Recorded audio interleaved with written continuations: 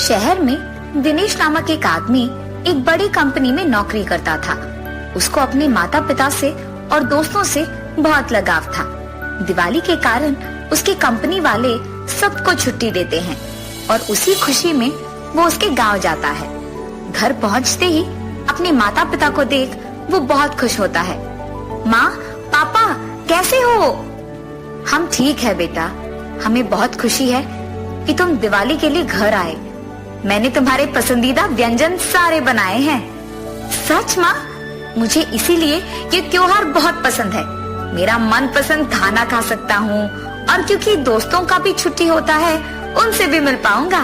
वो ऐसे बात कर ही रहा था कि उसके दोस्त उसके घर आते हैं। दिनेश उन्हें देख बहुत खुश होता है। अरे यार दिनेश, कैसा है तू? अरे मैं ठीक हूँ यार, तुम सबको यहाँ देख मुझे बहुत खुशी हो रही है।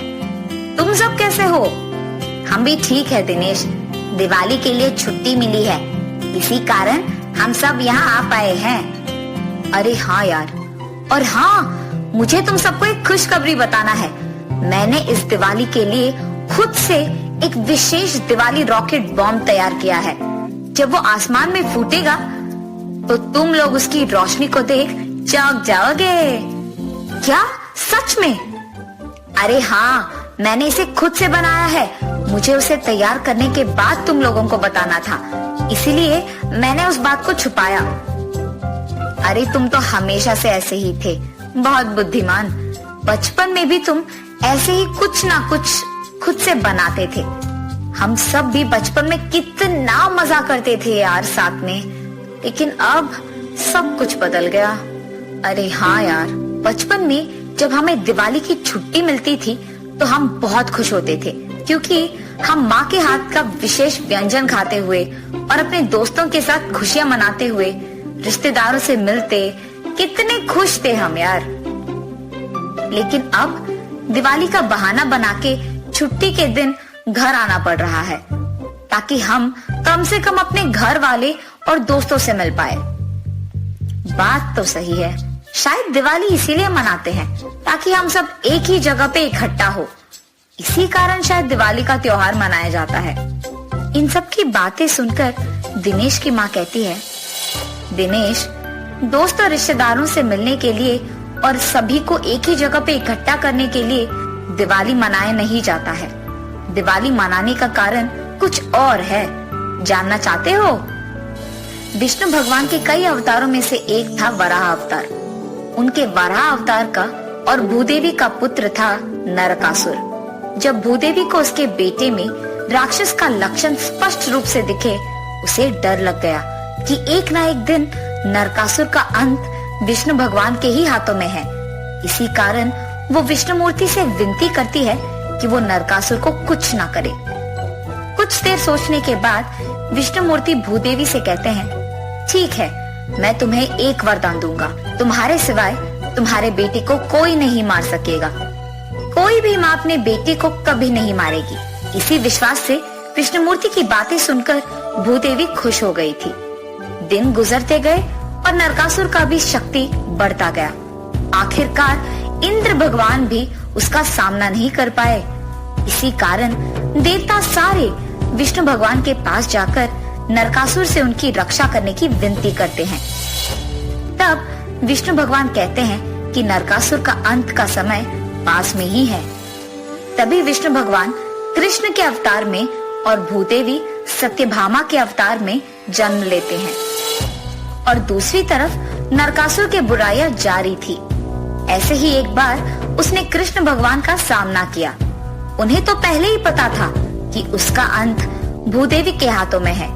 इसीलिए जब सत्यभामा ने श्री कृष्ण से पूछा था कि उन्हें युद्ध में आना है, उन्होंने मना नहीं किया था और उनके साथ सत्यभामा को युद्ध भूमि ले आए। नरकासुर और श्री कृष्ण का युद्ध शुरू हुआ। एक दूसरे से वो भयंकर लड़ रहे थे। कुछ देर बाद नरकासुर ने उसके अस्त्र से कृष्ण भगवान को बेहोश कर दिया था। बस सत्यभामा तब अपने आप युद्ध भूमि में आ गई थी। उन्होंने सिर्फ वीरता से ही उसका सामना ही नहीं, बल्कि उनके सारे अस्त्रों को नरकासुर के सीने पे तीर लगा के छोड़ दिया था। नरकासुर का अंत तो होना ही था। इसीलिए नरकासुर के मृत्यु के दिन को नरक चतुर्दशी कहा जाता है। उस बुरे राक्षस के अंत की खुशी मनाई जाती है और बुराई पे अच्छाई की जीत को मनाया जाता है। और उसके अगले दिन ही अंधेरे को भगाने वाले दियों की रोशनी से घर को भरते हैं। घर को फूलों से सजा के पटाखों के साथ दिवाली मनाया जाता है।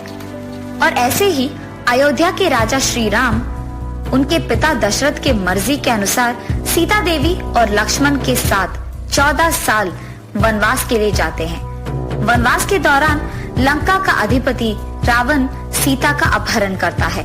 तब श्री राम पर्वतों को भी एक हाथ से उठाने वाले महाशक्तिशाली हनुमान की सहायता से जान पाते हैं कि सीता रावण के पास है। उसके बाद श्री राम वानर सेना की मदद से रावण से युद्ध में जीतकर सीता देवी के साथ वापस अयोध्या लौटते हैं।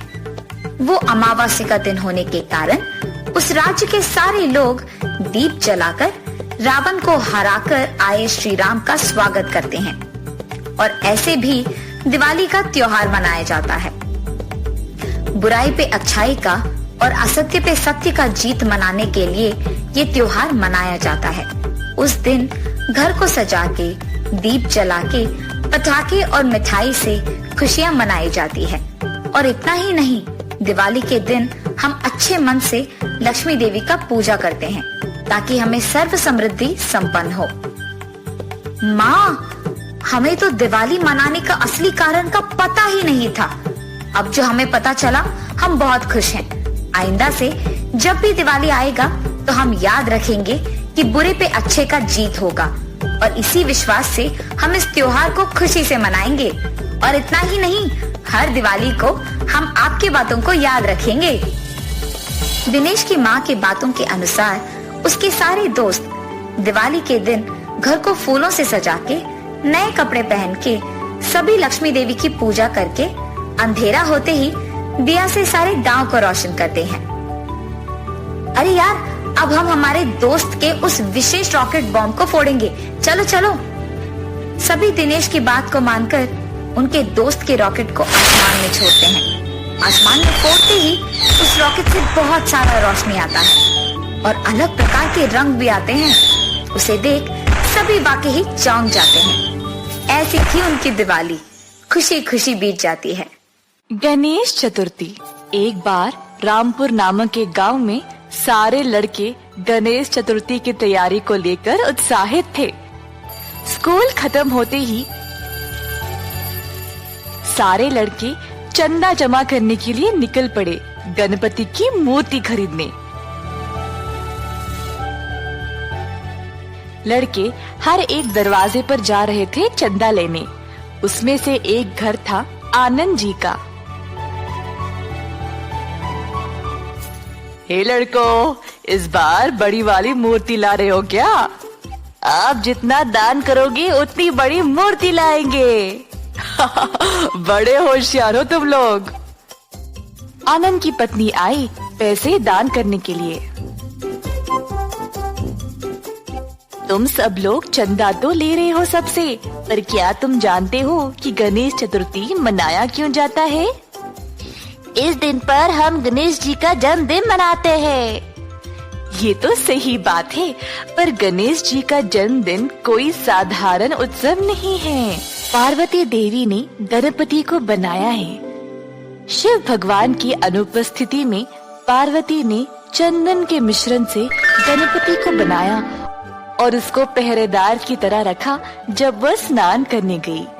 जब वह स्नान में थी तो उसी दौरान भगवान शिव की लड़ाई गणेश जी के साथ हो गई, क्योंकि उन्होंने शिव जी को अंदर आने नहीं दिया अपने माँ के आदेश के अनुसार।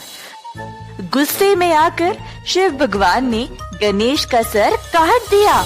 जब पार्वती ने देखा तो उसने काली माँ का रूप लिया और पूरी दुनिया को नष्ट करना चाहा।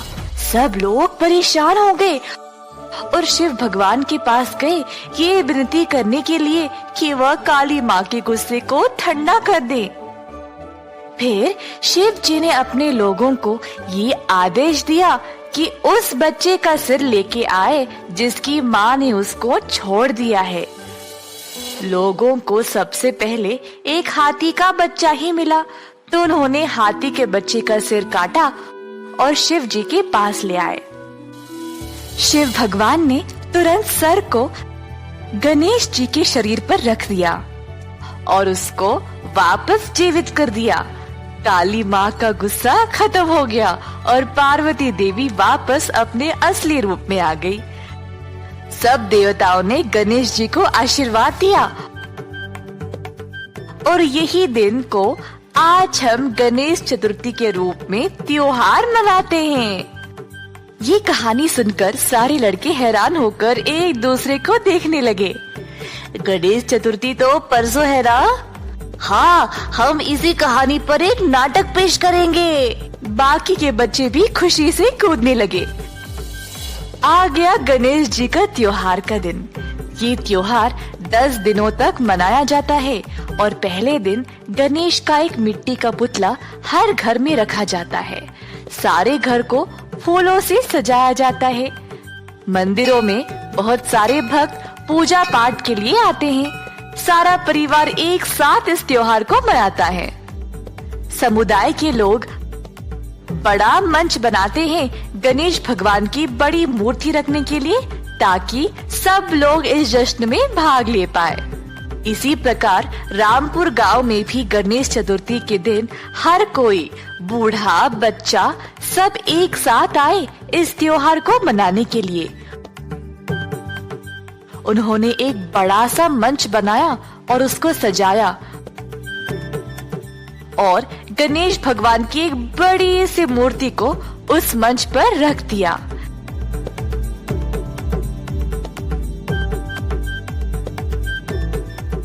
नारियल तोड़कर इस त्योहार की शुरुआत की गई। सब लोगों ने चर्चा किया। गणपति बप्पा मोरया, गणपति बप्पा मोरया, गणपति बप्पा मोरया। गणेश पूजा की शुरुआत होती है गणेश जी की मिट्टी की मूर्ति घरों में रखकर। फिर कई प्रकार के भोजन पकाए जाते हैं भगवान को भोग चढ़ाने के लिए। पुतले को ताजे पानी से नहलाया जाता है। दिए जलाकर आरती उतारी जाती है। कई भजन गाए जाते हैं और गणेश जी का जाप भी किया जाता है। ये माना जाता है कि इन भजनों से मूर्ति जीवित हो जाती है। लोग ये भी मानते हैं कि इस त्योहार के दिन गणेश भगवान स्वयं हर एक भक्त के घर में जाते हैं और उनके परिवार के लिए खुशियां और तरक्की ले जाते हैं। गणेश चतुर्थी भगवान गणेश का जन्मदिन है। ज्ञान, समृद्धि और सौभाग्य के भगवान, बोलो महाराजा की जय। अगले 10 दिन नाच गाने और पूजा पाठ में बीत गए। आखिरी दिन पर भगवान गणेश को बाहर लिया गया।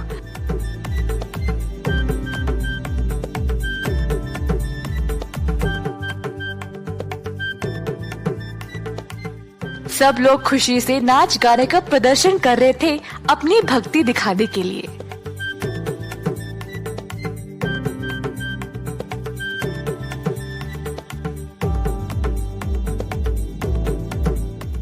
अंत में गणेश जी की मूर्ति को पानी में विसर्जन किया गया और सब लोग प्रार्थना करने लगे।